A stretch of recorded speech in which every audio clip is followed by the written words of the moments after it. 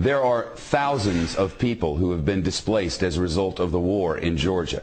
Tens of thousands, even hundreds of thousands if you believe reports. Among the unfortunate civilians caught in the crossfire in this conflict, a 12-year-old girl from outside San Francisco.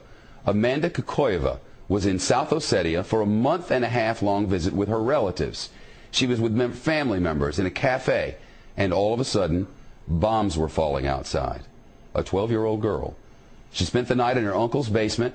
She was able to flee to Russia, flee to the north, catch a flight home from Moscow. With us now, Amandoi Kakoevoi and her aunt Laura, live with us from our San Francisco bureau. It's great to see you. Welcome home. Thank you. I cannot even imagine sitting in a cafe and bombs start falling. I mean, I've been to wars where that happens, but when you were there wasn't really a war happening. It started when you were there. Describe for us what that was like. It was really scary. I didn't know what was happening. We were just sitting normally, and everybody from outside started running in, and it was just so scary. Where did you go? What did you do? We called my uncle on the restaurant house phone because our cell phones weren't working. And so we called him, and he came to pick us up and drove us to his house. We ended up spending the night in the basement. Were there bombs falling all the while? I didn't see any.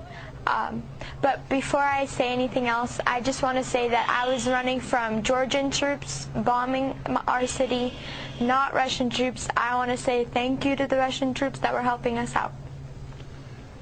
Where is your family now, and how are they? Some of my cousins, aunts, and uncles are in North Ossetia right now, and they are safe. But my grandma and some of my aunts and uncles are still back there, and I don't know. We don't have any contact with them. I don't know if they're alive or anything.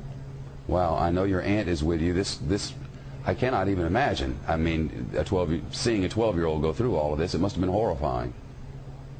Yeah, it was horrifying for all of us, and main thing I wanted to say on the television, I want you to know to whom to blame on this conflict. That's Mr. Saakashvili, who started this war, and Mr. Saakashvili, who is aggressor, and who in 2 days my people, Ossetian people, were killed and were bombed, and 2,000 people were killed in 1 day, and that's what I am against. I would never cut you off. Unfortunately, a commercial break will take us there in 4 seconds, whether we like it or not. I'll bring you back after the commercial. You don't want to back. hear that. I'll be right back with you. Thank you. Stay by. Back with us from San Francisco. This program ends in less than a minute, but I want to give you 30 seconds to complete your thought. So go ahead. Yes, my house is burned in South Ossetia, where I lived, and we can blame only one person, and Georgian government. I'm not blaming Georgian people. I'm blaming Georgian government, and he has to resign. Well, that's certainly what the Russians want. If I had more time, you would get it, but I have but 5 seconds. Thank you both. The young girl's a hero in San Francisco, and understandably, there are gray areas in war.